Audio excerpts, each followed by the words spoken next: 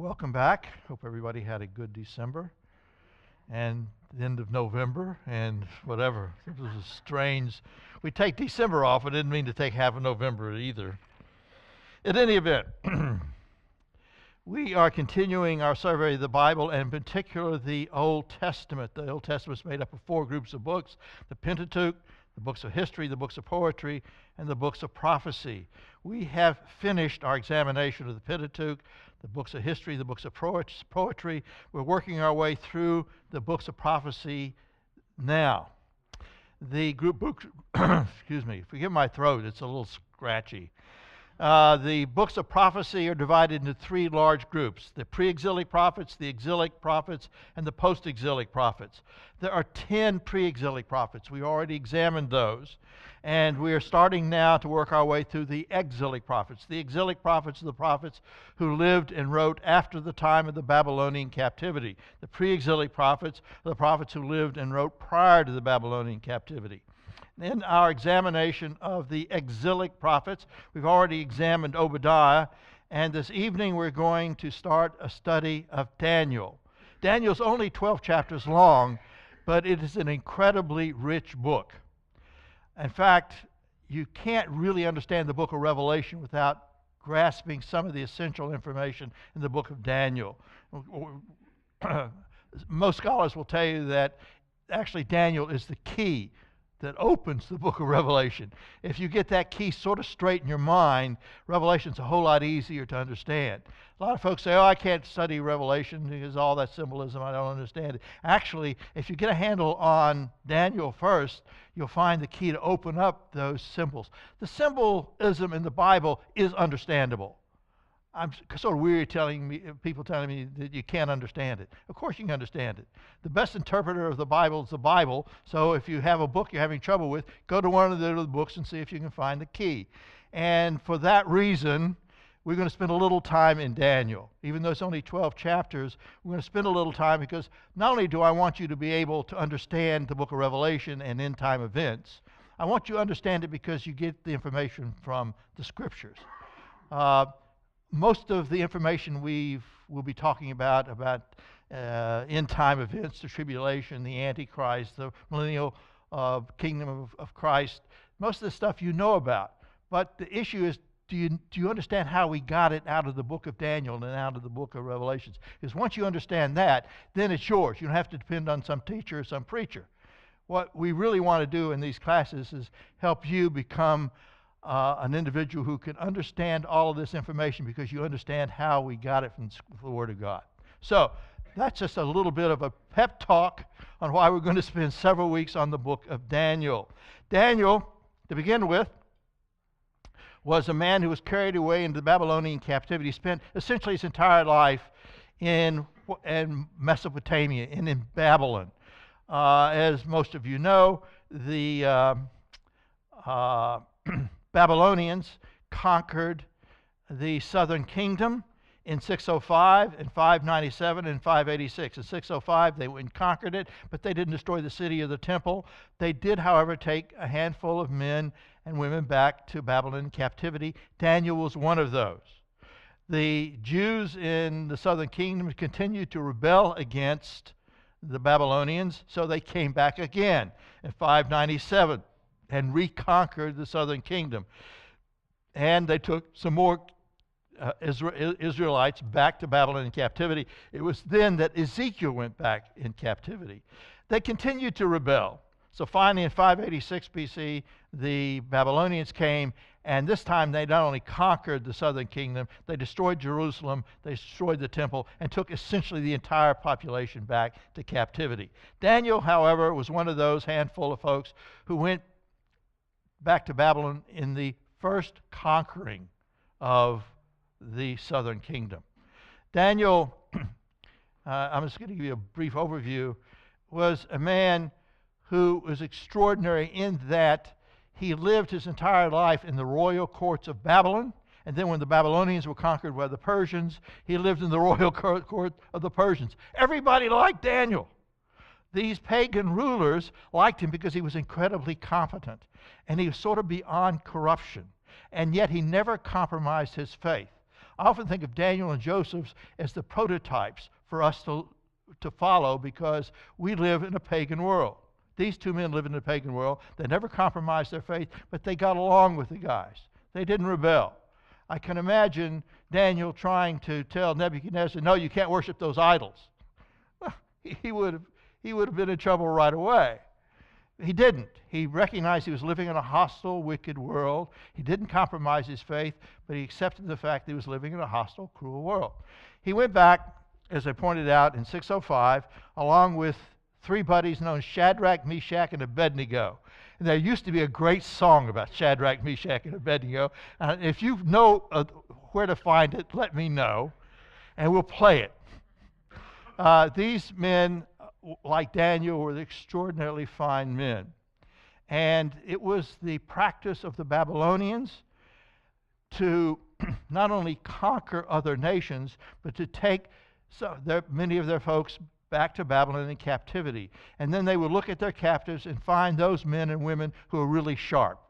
Then they would train those men and women in the ways of the Babylonians and let those sharp people help them run the empire. It's a very enlightened way of running an empire.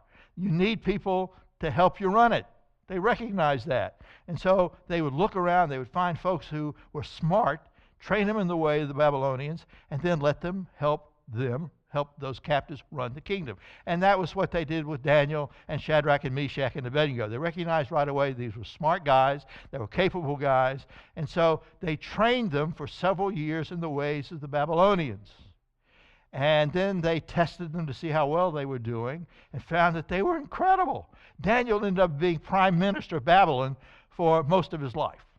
He practically ran the Babylonian Empire.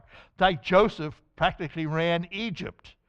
At any event, they went back to Babylon, and one of the earlier tests there was food. They had a food test. The Babylonians, in this particular case, was Nebuchadnezzar, who was king at the time of this captivity. He had them living in the royal courtyard, the royal courts, and trained them in the way of the Babylonians, and he fed them well. They got to eat from the royal kitchen, but it wasn't kosher. Now, they could have just said, well, we're in captivity, there's nothing we can do about it. But Babylon Daniel and Shadrach, Meshach, and Abednego said, we don't want to have non-kosher food. So they asked the official in charge of the food if he could just give them vegetables and water. Now, they're passing up steak, filet mignon, beef Wellington, Chateaubriand 59, the whole package.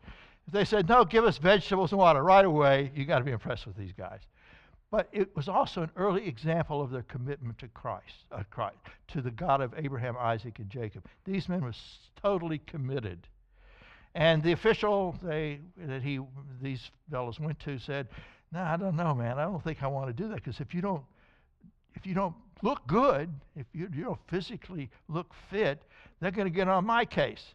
And so Daniel and Shadrach and Meshach and Abednego says, just feed us water and vegetables for 10 days, give us a 10-day test. And so the official agreed to do that. And after 10 days, he found that they actually looked better than everybody else. God blessed them for their faithfulness to a kosher diet. We don't have to have kosher diets today, but this is an example of their devotion to the Lord. These were godly men. With that little bit of introduction, let's just zing through this. The memory aid for Daniel, of course, is lions, because we all know why. All right. Daniel's taken captive during the first conquest of Judah, and that was in 605. They trained him in the way of the Babylonians. He was so sharp that he became Nebuchadnezzar's prime minister, and that was a big job. His position varied somewhat over successive rulers. Nebuchadnezzar reigned about until 562, so he was about 43 years after Daniel was captured and taken into captivity. Nebuchadnezzar reigned for 43 years after that, and then he died, and other Babylonian rulers came in. And then the Babylonians were conquered by the Persians, and the Persian rulers were in charge of the palace after that.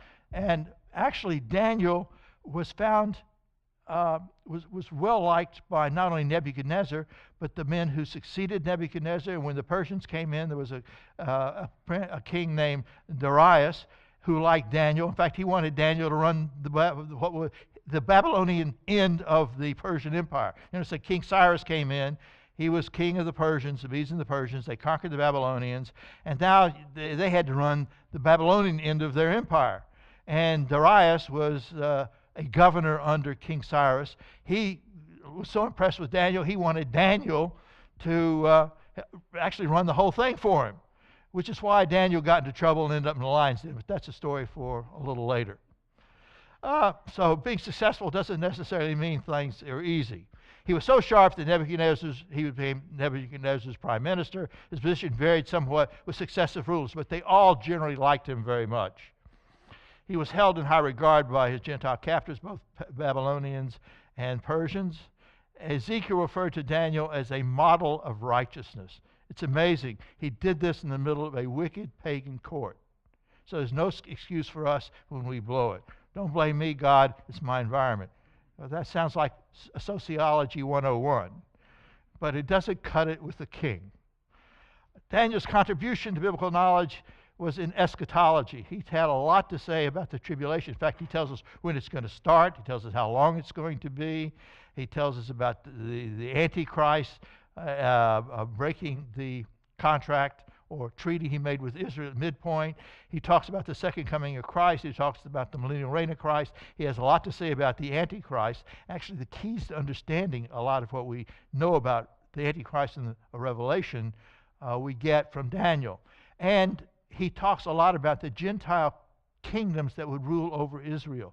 He has a number of visions and dreams that tell us about the successive Gentile nations in Israel's history, right up to the last one, which was the revived Roman Empire that will rule over Israel during the tribulation.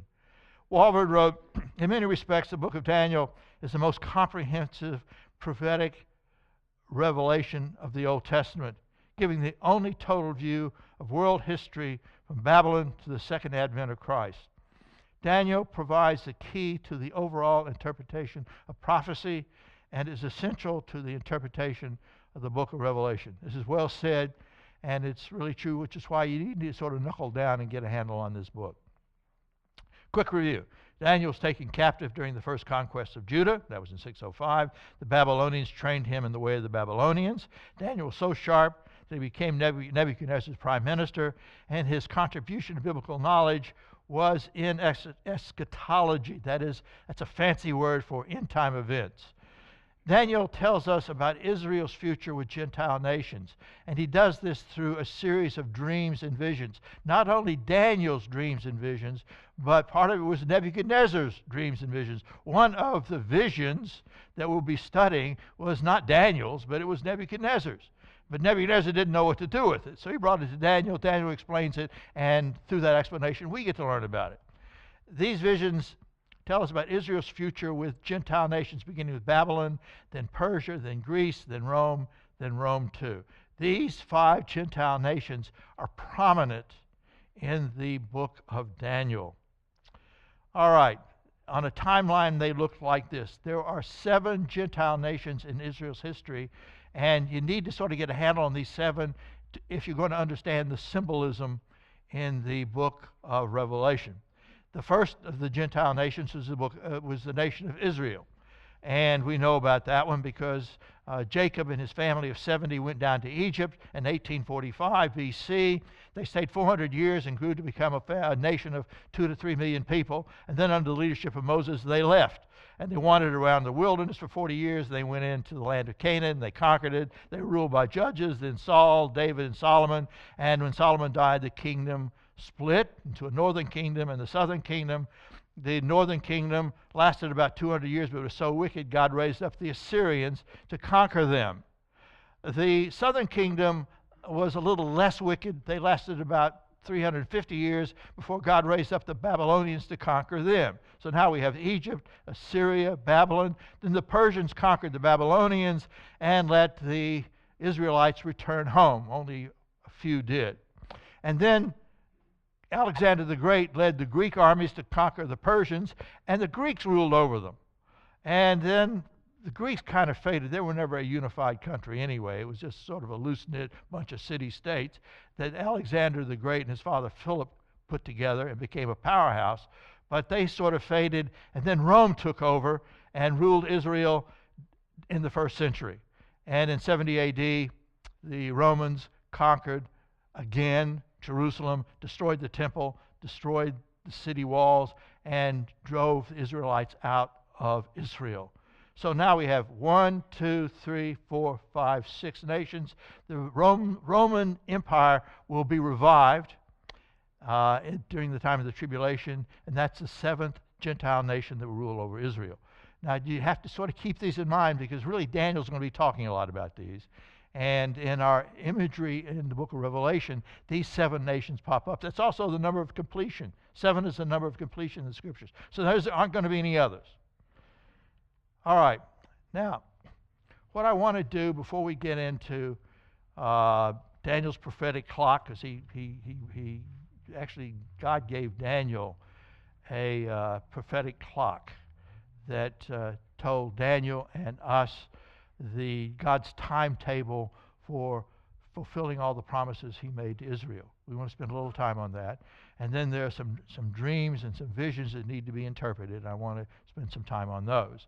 But what I'd like to do is just spend today, this evening, and then a portion of next week, doing a brief chronological survey of the life of Daniel. Daniel has dreams and visions that are very interesting. They tell us about the Antichrist and signing a treaty that starts the tribulation and a lot of stuff like that. And we have the prophetic clock, which is sort of a timetable for Israel's future. But it's also a book filled with lots of really interesting events. It's again 12 chapters long, but it's packed out with events, all of which you've heard about. But you may not have heard about them in the right sequence because the book of Daniel isn't laid out sequentially. And that's many books in the Bible are that way. There often you'll go to one chapter and find out that events that took place before that chapter are in chapters 3 or 4 chapters ahead of you. So the book isn't laid out chronologically, but what I'd like to do is spend a little bit of time having a brief chronological survey of the book of Daniel because it's just packed with very interesting events, and they're in your notes. You can always turn to them in your leisure. As pointed out, the events in Daniel are not laid down in the order in which they took place. The events, for example, in chapter 7 and 8, which he had 2 visions. He had a vision of 4 animals, and he had 4 beasts, and then he had a vision in chapter 8 of a goat with a single horn killing a lamb or a ram with 2 horns. Those 2 visions in chapters 7 and 8 took place before the events in chapters 5 and 6, which were writing on the wall in the lion's den. The point here is that it's not sequential, but we're going to go through, on our little survey, we're going to go through this thing sequentially. All right? So, first event, chapter 1. This one is sequential. Daniel's taken captive by the Babylonians in 605. Along with him were Shadrach, Meshach, and Abednego. There were problems with the food from the king's table. They asked to eat vegetables and drink water only. At the end of 3 years, Nebuchadnezzar tested these 3 and found them to be the best. God blessed them with wisdom and gave the Babylonians a favorable attitude toward them. So it wasn't just their good behavior and their sharpness. God gave Nebuchadnezzar a heart for these men. And he ruled Daniel as Daniel's king in Babylon for over 40 years. So he was around a long time. And then the next event in our brief chronological survey of Daniel's life was Nebuchadnezzar's dream of a statue. This was one of the kind of famous prophecies in the book of Daniel. Nebuchadnezzar had a dream, and men in antiquity believed that God spoke to them through dreams. So they took dreams very, very carefully. They took them to mean messages from God, so they wanted to know what they mean. And so Nebuchadnezzar had this dream. It disturbed him. He wanted to know what it meant. So he went to his wise men and his counselors and his astrologers, and said, interpret my dream for me. But Nebuchadnezzar was also a pretty smart guy. He knew that his wise men could just blow a lot of smoke. I mean, you have a dream. Let me tell you the interpretation. Who's to know if it's interpreting events that are going to be happening off in the future, if they're telling the truth? So his attitude was this: if you're so in tune with the gods of the Babylonians that you can interpret my dream, tell me what the dream was. Smart. They said, oh, no, we can't do that. Right. He said, well, if you can't, you die. This scared them because they had no ACLU to protect them, no Supreme Court, no lengthy appeals. So they couldn't tell him what the dream was. They said, oh, no wise man, no astrologer has ever been able to do that. Well, then you're not worth much to me, was his attitude. Daniel, of course, would have been one of those going down the tube. So Daniel sent word, give me a little time. I've got a God who can help. So he prayed to the Lord, and the Lord told him what the dream was. And the dream was a statue. The head was gold. The arms and chest were silver. The belly and the thighs were bronze. And then the legs and feet were iron and clay. And Daniel told him what the dream was. And then a great rock crushed it. And he said, really, what this is all about is future nations. You are the head of gold. And then following you will come another nation of silver, which was Persia, and then there'll be another nation. That's what the bronze and belly and the bronze thighs represent. That was Greece. And then there'll be another nation following that, which was Rome. And it's a divided nation, so it sort of speaks of Rome 1 and Rome 2. So that's the second event. It happened very early in his stay in Babylon. First one, he went to Babylon. Second event, he interprets Nebuchadnezzar's dream. And then the next event was that of Shadrach, Meshach, and Abednego and their fiery furnace. The story I told you, we all know about this. Nebuchadnezzar built a statue of gold, probably gold plate, 90 feet high, 9 feet wide, and he said, everybody's got to worship this. Well, Shadrach and Meshach and Abednego refused to do it, and they were thrown into the fiery furnace. And we all know the wonderful story. God protected them while they were in the fiery furnace. They couldn't even smell smoke in their clothes when they came out. And not only that, when Nebuchadnezzar looked in, he saw not 3 men, but 4. God sent down an angel. Some people believe that God and the pre-incarnate Christ came down. I tend to think that might well have been the case. The pre-incarnate Christ came down to honor these men who said, we'll go to the fiery furnace before we will worship a God other than Jehovah. So that event that's the third event in our journey through the life of Daniel. Nebuchadnezzar said, praise be to God, the God of Shadrach, Meshach, and Abednego, who has sent his angel and rescued his servants. They trusted in him and defied the king's command and were willing to give up their lives rather than serve or worship any god except their own God. Notice what an impression it made on this man. These men made tremendous impressions on pagans.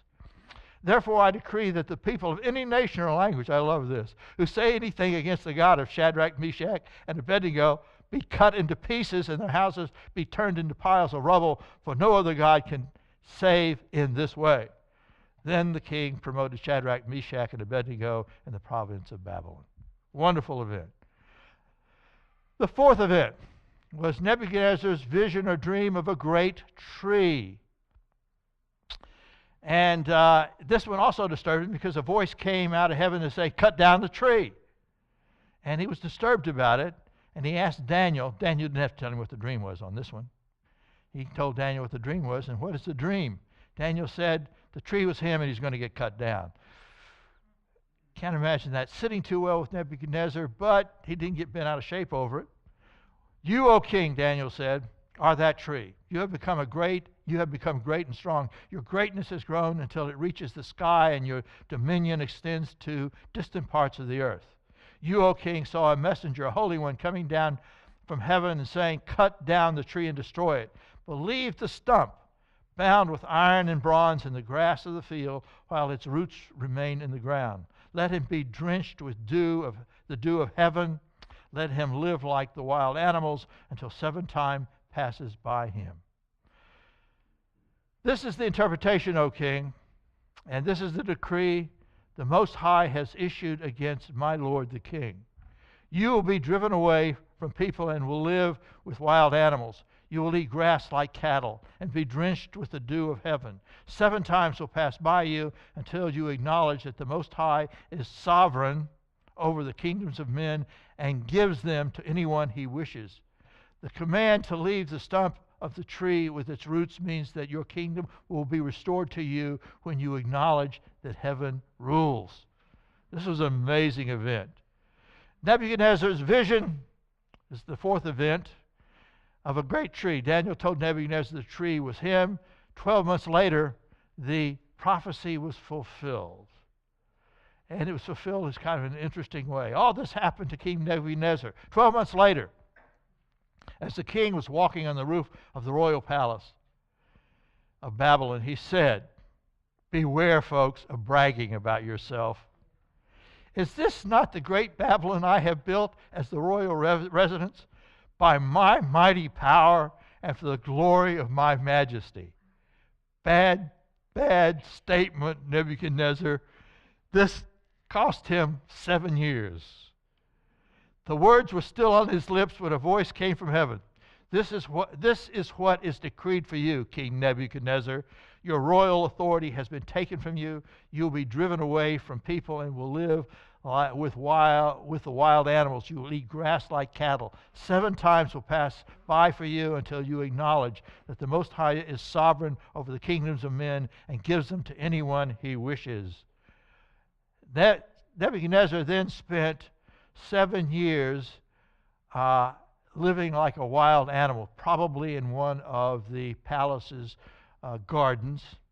But for 7 years, he lived like a wild animal until he came to his senses and recognized that he hadn't built this great kingdom. God had built this great kingdom. At the end of that time, this is 7 years later, things were not good for 7 years. I, Nebuchadnezzar, raised my eyes toward heaven, and my sanity was restored. Then I praised the Most High. I honored and glorified him who lives forever. His dominion is an eternal dominion. His kingdom endures from generation to generation. All the peoples of the earth are regarded as nothing. He does as he pleases with the powers of heaven and the peoples of the earth. No one can hold back his hand or say to him, what have you done? Now, this is a remarkable statement. It took him 7 years eating grass like a cow, or bull in his case, before he came to his senses and recognized that there is this sovereign God in the universe that runs things, not us little men. This passage is a remarkable recognition of the existence and the power and the omnipotence and omniscience of the God of Abraham, Isaac, and Jacob. Based on this passage, many scholars believe that at this point he became a believer. They didn't believe in Jesus Christ dying for his sins, but most Old Testament saints didn't believe that anyway because they didn't know about it. But what they did was they worshiped the God of Abraham, Isaac, and Jacob, recognized that he was the sovereign ruler of the universe. That, to a certain extent, was the key to salvation among Old Testament saints. It's a little more complicated than that, but essentially that's it. There were a lot of gods. The men who were saved were the men who worshiped the one true God, the God of Abraham, Isaac, and Jacob. And it would seem at this moment that Nebuchadnezzar did just that. It took him a while. So I tend to think that when I get to heaven, I'm going to see Nebuchadnezzar.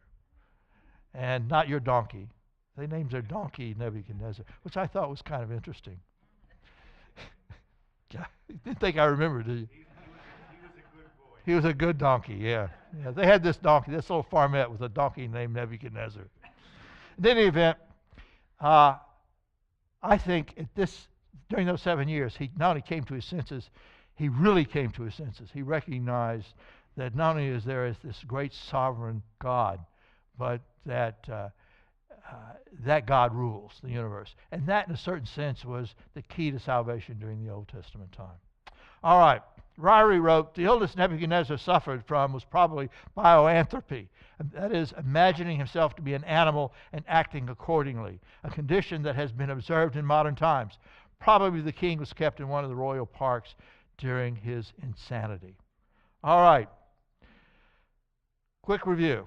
Daniel, and our chronological survey of Daniel's life. He was taken captive to Babylon in 605.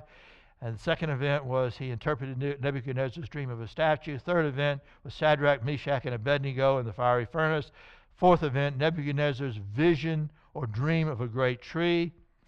And then number 5 is Daniel's vision of 4 beasts. Daniel, in the first year of Belshazzar. Belshazzar was the last king of Babylon.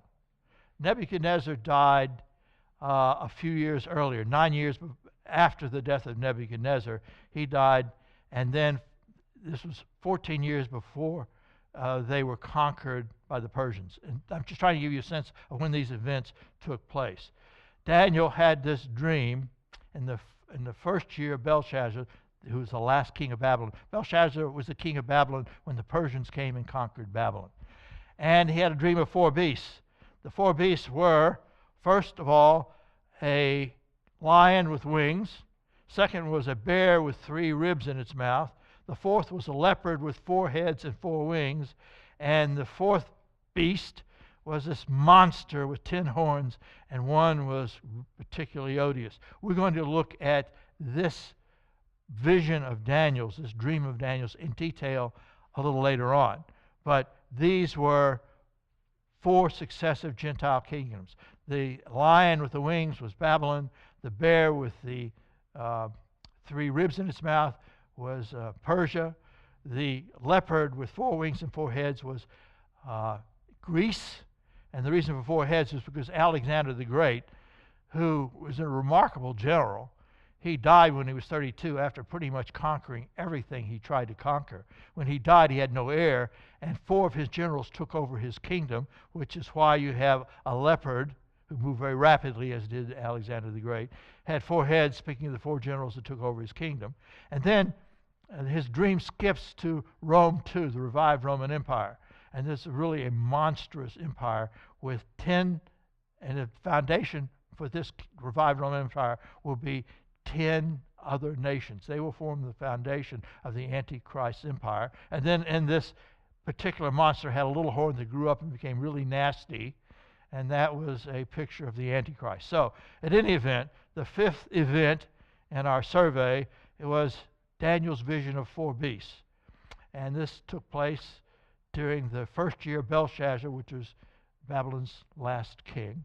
And those 4 beasts were a lion with wings, a bear with 3 ribs in its mouth, a leopard with 4 heads and 4 wings, and then a monster with 10 horns, one of which was really nasty, and that's the Antichrist. We'll talk about those in detail later on. The 6th event was Daniel's vision of the goat and a ram. This was in the 3rd year of King Belshazzar. These are the dates. And what he dreamed was that this goat with a single horn flew across the land. And that sort of speaks of Alexander the Great and how rapidly he and his army moved from Greece through Asia Minor, through Syria, Egypt, back into Persia, went off and he conquered everything. He tried to conquer all the way to the western portion of India, and he would have continued on through India and into the Far East if his troops hadn't reneged. I mean, they got weary of this. And then he returned to Babylon, and he died. He was only 32 years old when he died. At any event, this is a dream of of Alexander the Great sweeping across the countryside and killing a ram with 2 horns, and that was the Medo-Persian Empire.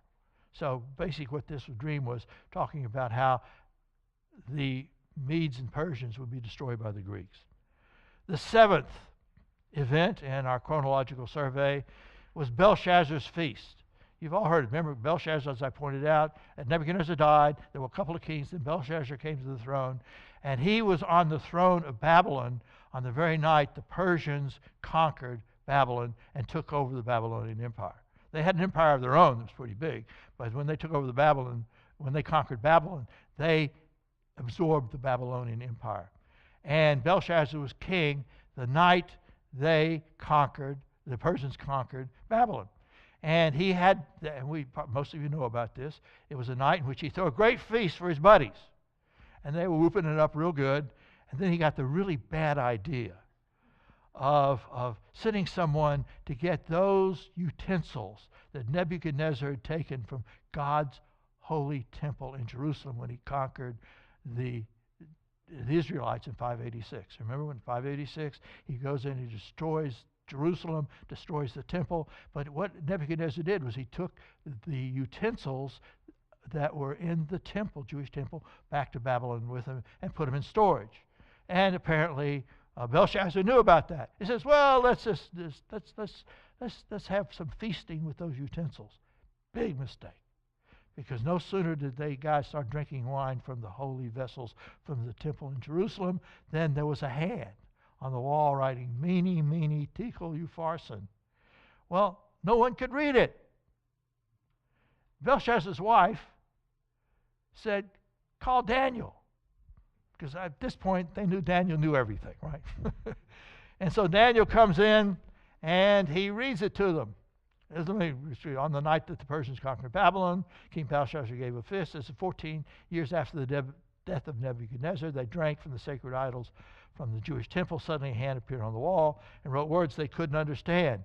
Daniel came in and said, "This is the inscription that was written. Mene, mene, tekel, upharsin." This is what those words mean. Meaning, God has numbered the days of your reign and brought it to an end. How quickly that was. That night it was brought to an end. Tekel, you have been weighed in the scales and found wanting. You didn't measure up, Belshazzar. Perez means your kingdom is divided and given to the Medes and Persians. Then at Belshazzar's command, Daniel was clothed in purple. A gold chain was placed around his neck, and he was proclaimed the third highest ruler in the kingdom. That very night, Belshazzar, king of the Babylonians, was slain, and Darius the Mede took over the kingdom at the age of 62. Darius the Mede was governor of Babylon under Cyrus, king of the Medes and Persians. So how well is Daniel going to do? He's going to do very well under Darius. Darius loved him. Nebuchadnezzar had a great relationship with him, and Darius also had a great relationship with him. Quick review. Daniel was taken into captivity. This is the order of events, sequentially. Daniel was taken captive to Babylon in 605. He interpreted Nebuchadnezzar's dream of a statue. Third event, Shadrach, Meshach, and Abednego spent a little time in a fiery furnace, but didn't bother them. Nebuchadnezzar, then there was Nebuchadnezzar's vision or dream of a great tree being cut down, which was him. Then Daniel had a vision of 4 beasts. We talked about that. Daniel had a vision of a goat and a ram. And then there was Belshazzar's feast and the writing on the wall. And now we've entered the Persian era in Daniel's life. The Babylonians are gone. If you thought that Daniel was thrown in the lion's den by the Babylonians, you got it wrong. Sequentially, it was during the Persian era. And it happened this way. When Darius was made governor of the Babylonian end of the Persian Empire, he, like his predecessors, needed help. And what he did was he set up 120 satraps to rule or govern his kingdom for him. Now, the word satrap is a word that speaks of a governor in a Persian kingdom. I've never heard the term used for any other nation or other empire but the Persians. The Persians like to call their governors satraps. And so what Darius did was he set up 120 satraps to govern his end of the Persian Empire. And he set 3 men over those 120 satraps, one of which was Daniel. Not surprised. Daniel did such a fine job that Darius began to discuss the idea of just letting Daniel run the whole schmear. Well, if you know anything about politicians, you know politicians don't like other people to get the power they want for themselves. So what the satraps and governments did was they started plotting against Daniel. And they said, there's got to be some corruption somewhere. We'll root out that corruption. We'll take it to Darius, nail him, and then we won't have to deal with him running the kingdom. Well, they couldn't find anything corrupt in Daniel's ruling in the Persian Empire. So they came up with another idea. They would destroy Daniel through his religion. And his religion was he worshiped God 3 times a day. He prayed to God 3 times a day, probably morning, noon, and evening. And they said, we'll get him there. But how do you do that? Well, what they did was they went to Darius and appealed to his vanity. You want to nail some? Appeal to the vanity. He said, "Oh, great King Darius, what we think we should do is this. We should issue a decree. You should issue a decree that for the next 30 days, no one can pray to anyone other than you." He thought it was a great idea. Vanity wins, doesn't it? So he issued the decree. And Daniel obeyed that decree, right? No. I mean, he would not eat non-kosher food. He's not going to start praying to someone other than his God. He ignored it. So for 3 days, so he prayed, continued to pray to Jehovah 3 times a day. And they caught him doing it. They reported him to Darius, and Darius immediately knew he'd made a mistake. It's interesting, because Darius liked him. Most leaders do like, and if you're a businessman, you know what I'm talking about. The biggest struggle in life is getting good employees. It's very hard. And Darius knew he had a sharp man, a capable man, a man of integrity, a man that was beyond corruption. He immediately hated it. But there's this strange thing in Persian law, and that is you can't rescind a law. You're stuck with them. No amendments to the Constitution. So Daniel was thrown into the lion's den. But God sent an angel to protect him. Darius didn't sleep that night. We're told he had a very sleepless night. First thing, in the first light, he was out of bed, over to the lion's den to see what had happened to his buddy Daniel. And there was Daniel. Daniel says, God sent an angel. He was impressed. So he had Daniel taken out, and all the conspirators and their families thrown in. No angel for protecting them. Don't mess with Jehovah. I love that. So let's read through it. Daniel in the lion's den, chapter 6. That was the 8th event. Darius put 170 put together 120 satraps, governors in Persian governance, to rule the provinces. He set 3 administrators over the satraps. Daniel was one. It pleased Darius to appoint 120 satraps to rule throughout the kingdom, with 3 administrators over them, one of whom was Daniel. The satraps were made accountable to them so that the king might not suffer loss. Now Daniel so distinguished himself among the administrators of the satrap by his exceptional qualities that the king planned to set him over the whole kingdom. The other satraps weren't too happy with that. Now many of the satraps were jealous of Daniel. They plotted against Daniel, but they couldn't find any corruption. So they plotted against Daniel for praying to Jehovah 3 times a day. So the administrators and the satraps went as a group to the king and said, "Oh, King Darius, live forever. The royal administrators, prefects, satraps, advisors, and governors have all agreed that the king should issue an edict and enforce the decree that anyone who prays to any god or man during the next 30 days, except you, O king, shall be thrown into the lion's den. Now, O king, issue the decree and put it in writing so that it cannot be altered in accordance with the laws of the Medes and Persians, which cannot be repealed." So King Darius put the decree in writing. Vanity. Daniel ignored the decree and continued praying to God. The plotters found Daniel praying to God and reported him. Daniel was thrown into the lion's den. This greatly distressed Darius. The laws of the Medes and Persians could not be repealed. Darius had a sleepless night. God sent an angel, however, to protect Daniel. Darius had Daniel taken from the lion's den and had the plotters and their families thrown in. Darius then issued a decree praising Jehovah. This is the God of Abraham, Isaac, and Jacob. King Darius wrote to all the peoples, nations, and men of every language throughout the land. May you prosper greatly. I issue a decree that in every part of my kingdom people must fear and reverence the God of Daniel. For he is the living God, and he endures forever. His kingdom will not be destroyed. This guy's sounding like a believer. His dominion will never end. I don't know that he was. Please don't misunderstand. But I'm encouraged when I read men making statements like this. He rescues and he saves. He performs signs and wonders in the heavens and on the earth. He has rescued Daniel from the power of the lions. So Daniel prospered during the reign of Darius and the reign of Cyrus the Persian.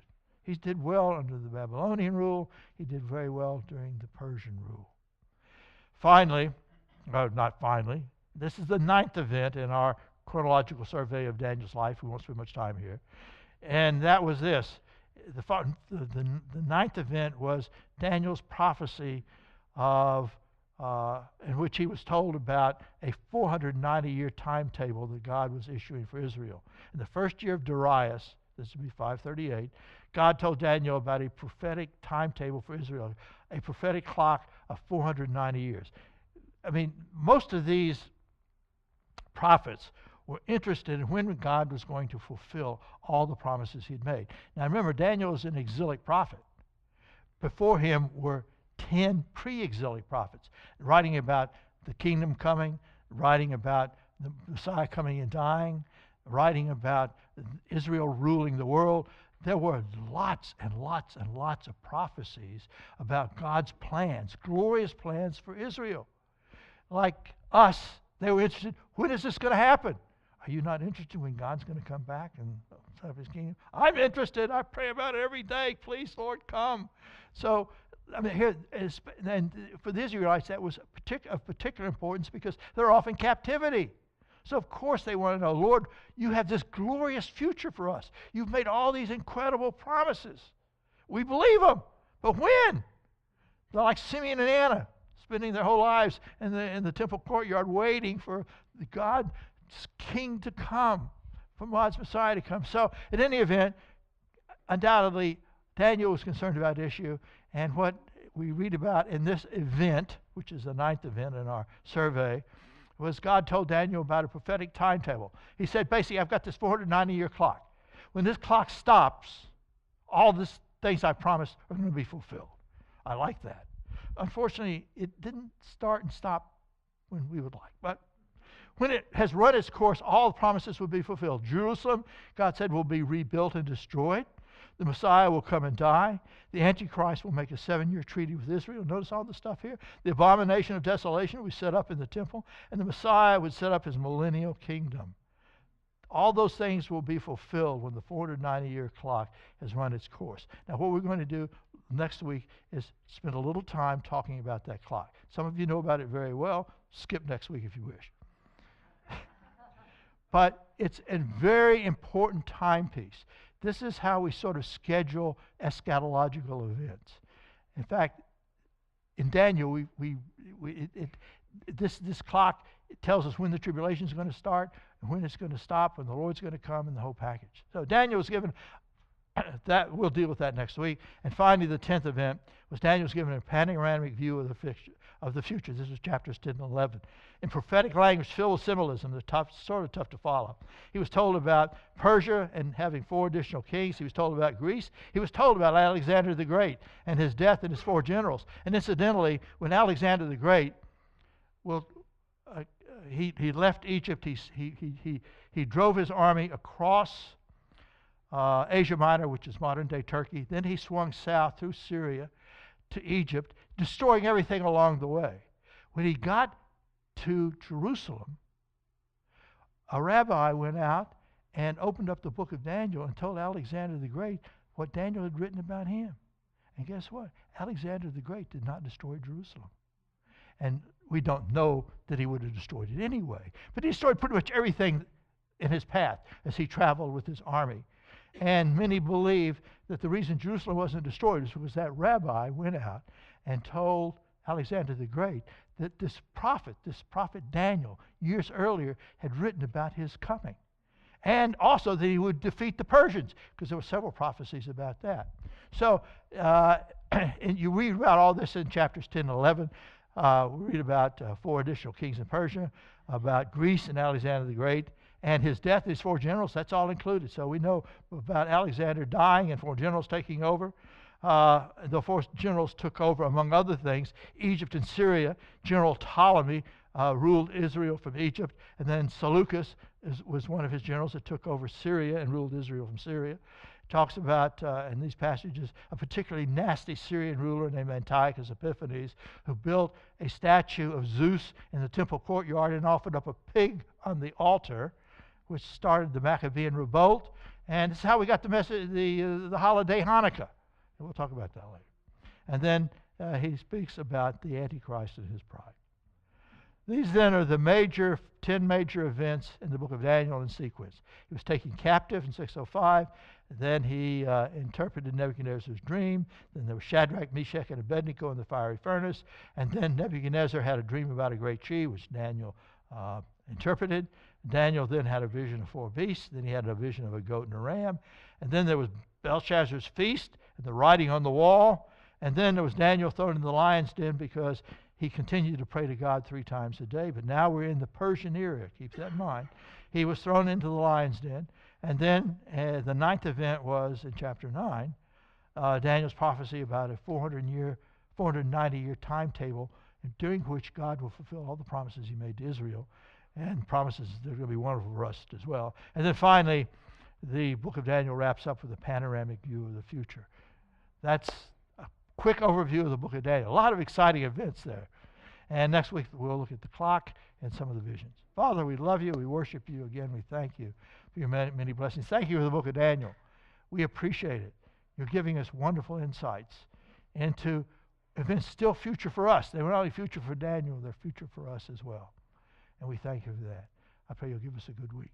Bring us back safely next week to study your word. In Jesus' name we pray. Amen.